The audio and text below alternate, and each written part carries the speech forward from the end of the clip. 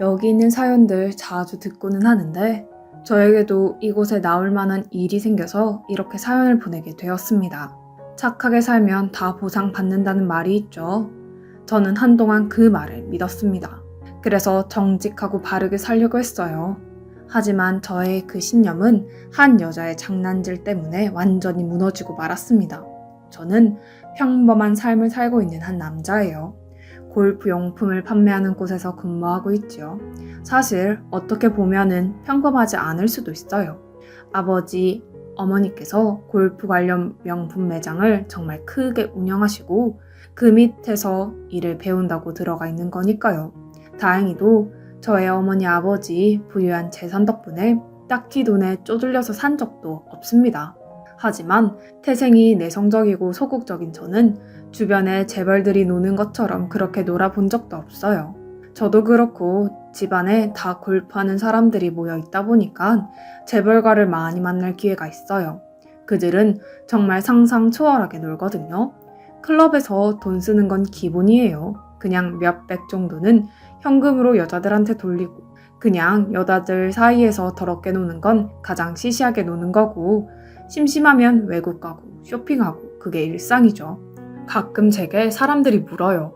너는 그렇게 집안에 돈이 많은데 여자 한 번 안 꼬이냐? 너 못소리지?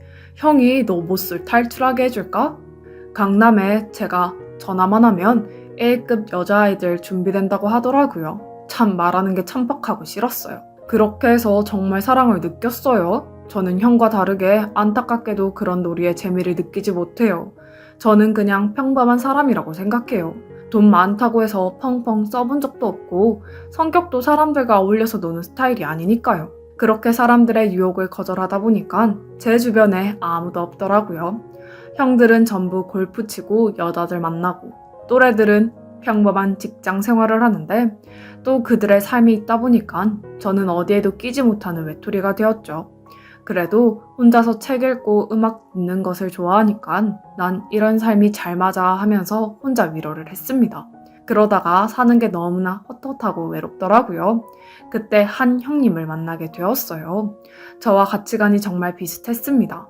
형님도 부모님 회사 주식 지분만 해도 3천억 넘게 가지고 있고 어마어마한 부자인데 오만하지 않고 여자를 뭐 물건처럼 보고 그런 게 아니라 정말 사랑을 추구하는 그런 인생을 살더라고요. 형님, 저도 형님처럼 사랑하는 여자 만나서 정말 알콩달콩 가정 꾸리면서 살고 싶어요. 제가 사는 게 맞는 방법인지 모르겠어요. 다른 또래들 전부 클럽 다니고 젊음을 원 없이 즐기고 있는 것 같은데 저는 왜 이렇게 무료할까요? 제가 놀 줄 모르는 걸까요?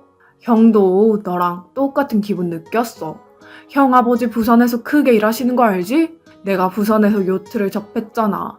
그때 요트 타고 바다 나가면 그렇게 기분이 좋을 수가 없어. 아무도 없고 조용하고 세상에 나와 요트만 있는 기분이야. 바닷바람 맞으면 정말 행복하다. 내가 너한테 그 재미를 알려줄게. 라고 하면서 저를 데리고 형님의 요트가 있는 부산으로 간 겁니다. 업무차 부산에는 자주 왔지만 요트를 탄 적은 거의 없었어요. 아주 예전에 아는 형의 호화스러운 생일 파티에 참가했다가 여자들과 함께 요트를 탔는데 못 볼 꼴을 보고야 말아서 그 후로는 요트를 안 탔거든요. 그래서 요트에 대한 거부감이 있었는데 웬걸 형님과 함께하는 요트 투어가 너무나 행복하고 좋은 겁니다. 약간 노을이 질 때 요트를 타고 바다를 나갔는데 눈앞에 펼쳐진 노을 모습이 완전히 대박인 겁니다. 그냥 그 노을을 바라보고 있는데 저도 모르게 눈물이 한 방울 떨어졌어요. 그래, 내가 이 좋은 자연 환경을 모르고 일에만 치여 살았구나 싶었던 저는 결심했죠. 그래, 나도 이제 뒤늦게 시작했지만 취미를 한번 가져보자 하고요. 그때부터 저는 요트에 푹 빠졌어요. 평생 큰돈 쓴 적 없었던 제가 요트를 알아보러 다니고 동호회도 가입하고 삶에 활기가 도는 겁니다. 부모님도 그렇게 얼굴 좋았던 적이 없는데 요트가 재밌냐며 물으시고 그런 건전한 곳에 돈 쓰는 거 참 좋다고 아빠는 저를 믿는다며 과유불급이라고 요트에만 푹 빠지지 말라고 하셨어요. 알겠다고 한 저는 거의 주말마다 부산에 내려가서 요트를 탔습니다. 한 1년 부산에서 거의 살다시피 하니까 다른 바다도 궁금해지더라고요. 그때 한 회원의 말씀이 스쳐 지나갔죠. 제주 바다 정말 끝내준다는 것을요. 저는 제주에 내려갈 계획을 세웠습니다. 매장은 매니저한테 맡기고 3주 동안 요트 대여로 작동법을 배우고 추랑 비슷하게 나갈 수 있는 코스를 가졌어요. 아는 형님이 지인이 요트를 팔려고 하는데 잘 안 팔려서 이런 코스를 진행한다고 한번 몇 주 타보고 마음에 들면 싸게 내놓을 테니 구매하라고 하면서요. 저야 너무나 좋았죠. 그렇게 저는 제주도에 내려가서 그분에게 작동법과 대충 주의할 부분을 숙지한 뒤 원 없이 바다에 나갔습니다. 너무나 행복했어요. 부산과는 또 다른 느낌이었습니다. 그러다가 그날 이상하게 홀린 듯이 갑자기 아침부터 나가고 싶더라고요. 호텔에 누워있는데 가슴이 꽉 막힌 느낌이 들면서요. 요트나 타자 싶어서 옷을 입고 나가려고 하는데 어머니께서 전화가 온 겁니다. 민우야, 오늘도 요트 타니? 엄마 꿈자리가 너무 사나워서 그래. 오늘은 바다에 나가지 말아라. 괜히 걱정도 되고 오늘 잠을 한숨도 못 잤어. 너 다치면 엄마 정말 못 살아. 그러니까 오늘은 엄마 말 들어. 라고 하시더라고요. 평소 같으면 부모님 말을 잘 따르던 저는 그날은 이상하게 제 뜻대로 하고 싶더라고요. 알겠어요, 엄마. 내가 이제 나이도 거의 30이 다 되어가는데 걱정하지 마. 나도 마냥 어리지 않아요. 그래도 엄마 걱정하니까 바다에 안 나갈 거고 잠깐 바람 쐬러 호텔 근처에서 운동할 거니까 걱정하지 마. 알겠지? 다음 주에 서울 올라가니까 제주도에서 사갈 거 있으면 톡으로 보내놔요. 라고 했습니다. 그리고는 바로 요트를 타러 갔어요. 제가 완전 미친 거죠. 그날따라 하늘도 맑고 파도도 잔잔하니 요트 타기 딱 좋은 상황이었죠. 그렇게 배를 몰고 어느 정도 나갔을 때 옆에 검은색 옷을 입은 해녀처럼 보이는 분들이 탄 배가 있더라고요.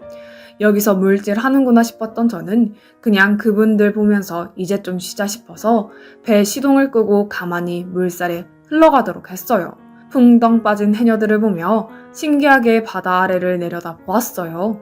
까맣게 보이는 저 깊은 곳 속에는 뭐가 있을까? 무섭다고 생각한 그때 갑자기 숨이 안 쉬어지는 겁니다. 아무리 크게 숨을 쉬어도 숨이 폐 안으로 안 들어가는 기분이었어요.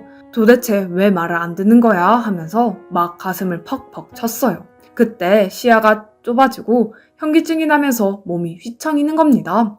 이러면 안 되지 하면서 요트 안으로 들어가려고 발걸음을 옮길 때 갑자기 울렁이는 파도가 몰아쳤고 그때 중심을 잃은 제가 요트 밖으로 바닷속으로 풍덩 빠진 거예요. 그때 숨을 못 쉬고 너무나 두려웠던 저는 몸이 굳었죠. 발버둥을 치려고 했지만 다리에 쥐가 나고 숨도 안 쉬어지니까 아무것도 못하겠더라고요. 나 정말 이대로 죽는 건가 하는 생각과 함께 저는 의식을 잃었습니다. 까마득하게 무서웠던 그 무시무시한 바다 안으로 빨려 들어간 거였어요. 어머니 죄송해요. 제가 어머니가 말릴 때 바다에 가지 말아야 했는데 이 못난 아들을 용서해주세요. 정말 큰 불효를 저질렀습니다. 하늘에서 제가 어머니 아버지 지켜드릴게요. 이런 생각을 했어요. 저는 제가 죽는 줄 알았습니다. 눈앞이 깜깜했고 아무것도 안 보였으니까요. 그 순간 누가 제 뺨을 때리는 듯한 기분이 들었고 그 순간 울컥하면서 제 몸에 있던 물을 뱉고 제가 눈을 떴어요. 그 순간 제 앞에 온몸에 물이 흥건하게 젖어서 검은색 해녀복을 입은 한 젊은 여자가 제게 계속 심폐소생술을 하는 겁니다. 더 뱉어내세요. 지금 물을 다 뱉어내야지 폐가 안 다친다고요. 하는 거예요. 순간 천사인가 내가 죽은 건가 싶었어요. 그 후로 몇 번이나 쿨럭대면서 물을 뱉어낸 저는 다행히 온전히 정신을 차릴 수 있게 되었어요. 무슨 일이냐고 물었죠. 그러자 그 해녀는 당신이 죽을 뻔했다고, 내가 당신 발견 안 했으면 정말 저 세상 갈 뻔했다고 하는 겁니다. 그러니까 전복을 따려고 입수한 그녀가 바닷속에서 가라앉는 저를 보고 깜짝 놀라 저를 구하러 온 거예요. 저는 너무 감사하다고, 갑자기 숨이 안 쉬어져서 중심을 잃고 바다에 빠진 것 같다고 하면서 꼭 보상하겠다고 그녀의 번호를 받아왔습니다. 바다가 두려웠던 저는 황급하게 서울 가는 비행기 티켓을 끊고 바로 몸을 옮겼어요. 그리고 형님께 말했죠. 바다에서 죽을 뻔했다고, 이제 다시 요트 안 탄다고 죄송하다고 하면서요. 가슴을 쓸어내리고 집에 누워있는데 자꾸 그 순간이 떠오르는 겁니다. 눈을 뜬 순간 그녀가 걱정하는 눈빛으로 날 바라보고 죽어가는 나를 살린다고 온 힘을 다해서 인공호흡하던 모습이요. 왜 그런지는 모르겠는데 자꾸 그 순간을 생각할수록 심장이 뛰고 이상해지더라고요. 왜 이러지 싶었어요. 가슴이 자꾸 미친 듯이 뛰니까 정신과도 가보고 내과도 가보고 검사를 했는데 아무 이상이 없다고 하더라고요. 밥 먹다가 그 여자가 생각나면 심장이 뛰어서 몸이 마비되는 기분이 들고 집중이 안 되니까 상당히 불편했어요. 이 고민을 가게 매니저한테 털어놓으니까 형 바보야? 라고 하더라고요. 그게 사랑이라고 하더군요. 저는 몰랐어요. 하긴 여자를 한 번도 안 만나본 제가 뭘 알겠습니까? 이게 사랑이구나 확신하게 된 계기가 있었어요. 바로 그녀에게 연락해서 그때 살려줘서 고맙다고 보답을 하겠다고 하면서 제주도로 내려가는 길이 있었거든요. 보답할 물건을 바리바리 싸서요. 물질을 하고 밖으로 나와 급하게 샤워를 하고 저를 만난 그녀를 본 순간 제 심장이 터질 듯 했어요. 그리고 그녀가 제게 말을 건 순간 저의 얼굴은 새빨개지다 못해 토마토가 되었죠. 내가 그녀를 좋아하는구나 싶었던 저는 그때 무모하게도 바로 고백을 해버렸습니다. 아주 연애 안 해본 남자의 티를 팍팍 낸 거죠. 살려줘서 너무나 고마운 마음에 처음에는 연락을 드리려고 했던 거예요. 그런데 자꾸 머릿속으로 그쪽이 맴돌고 제가 미친 것 같아서 제 마음을 표현하지 않으면 죽을 것 같아서 이렇게 고백해요. 저 돈도 많고 정말 행복하게 해줄 자신이 있어요. 부모님은 골프 사업하시고 제 명의로 된 집도 있고 그렇게 망나니 인생을 산 사람 아닙니다. 저 한 번만 믿고 만나보시면 안 될까요? 라고 하면서요. 지금 생각하면 정말 여자들이 질색하는 말만 했지요. 돈 자랑하고 집안 자랑을 했으니까요. 그런데 그때는 간절해서 그런 거라도 필요했습니다. 그런데 의외로 그녀는 웃으면서 그러자고 한번 만나보자고 하면서 저의 제안을 받아들이는 겁니다. 얼마나 기뻤는지 몰라요. 첫 연애였기 때문에 정말 모든 걸 쏟아 부었습니다. 매주 제주도로 내려가서 그녀에게 서울에서 산 각종 명품의 선물들을 다 챙겨 주었어요. 그녀도 원래 서울에서 살다가 인생의 회의감을 느껴서 외할머니가 계시는 제주로 내려와 해녀일을 배우고 있다고 하더라고요. 원래는 서울을 굉장히 좋아했는데 너무나 사람들에게 상처를 많이 받아서 도망치듯이 내려온 거라고 하는 겁니다. 저는 그런 그녀에게 말했죠. 당신이 얼마나 상처를 많이 받았는지는 내가 잘 모르겠지만 나 정말로 당신한테 잘 할게요. 나 당신 없으면 못 살아요. 위험한 세상 속에서 내가 당신 지켜낼 거니까 나만 믿어요. 앞으로는 돈 걱정하지도 말고 거친 일은 내가 다 할 테니까 당신은 좋은 것만 보고 먹고요. 라고 청혼을 했어요. 만난 지 딱 3개월 되던 때였습니다. 그녀는 조금 갑작스럽다고 하면서 시간을 달라고 했어요. 일주일이던 한 달이던 기다릴 준비가 되었습니다. 그렇게 저는 그녀의 대답을 기다리느라 3일 밤을 꼬박 샜어요. 그때 그녀에게 전화가 오더라고요. 결혼하자고요. 나도 오빠 없으면 못 살 것 같다고 하면서요. 저는 얼마나 좋았는지 몰라요. 부모님은 처음에 그녀의 직업을 듣고 너무 뜬금없는 거 아니냐며 반대를 했지만 제가 강력하게 나가니까 어쩔 수 없이 그녀를 받아들였죠. 대신 혼인신고는 일단 살고 난 다음에 하라고 제게 말했죠. 저는 안 된다고 그럴 수 없다고 왜 그렇게 불안해하고 이상하게 생각하냐고 했지만 아버지께서 그때 호통을 치는 바람에 한 수 물러났고 그렇게 사랑에 빠진 저는 그녀와 초스피드 결혼에 성공했습니다. 그녀는 제주 생활을 접고 저를 따라 서울로 올라왔어요. 그녀에게 잘해주기 위해서 브랜드 아파트 최고 평수를 신혼집으로 마련해 주었고 저를 위해서 직업까지 포기한 그녀에게 카드도 줬습니다. 그렇게 누구보다 행복한 삶을 살았던 저희는 아이를 임신했어요. 결혼한 지 꼬박 2달 되었습니다. 그런데 아내 표정이 너무나 안 좋은 거예요. 자기야, 무슨 일 있어? 라고 하니까 아니야, 그냥 별일 아니야 라고 하면서 신경질을 내고 짜증을 부리더라고요. 호르몬 변화 때문에 그런 건가 싶었습니다. 그런데 결정적으로 제가 충격을 받은 사건이 있었어요. 갑자기 아내 핸드폰에 모르는 번호로 수십 통의 전화가 오는 겁니다. 그때 아내는 피곤해서 제 옆에서 자고 있었죠. 그 전화를 받으니까 한 남자가 내가 1,000만 원 보내라고 했지. 진짜 미쳤냐? 너 자꾸 그러면 내가 싹 다 엎어버린다. 라고 하더라고요.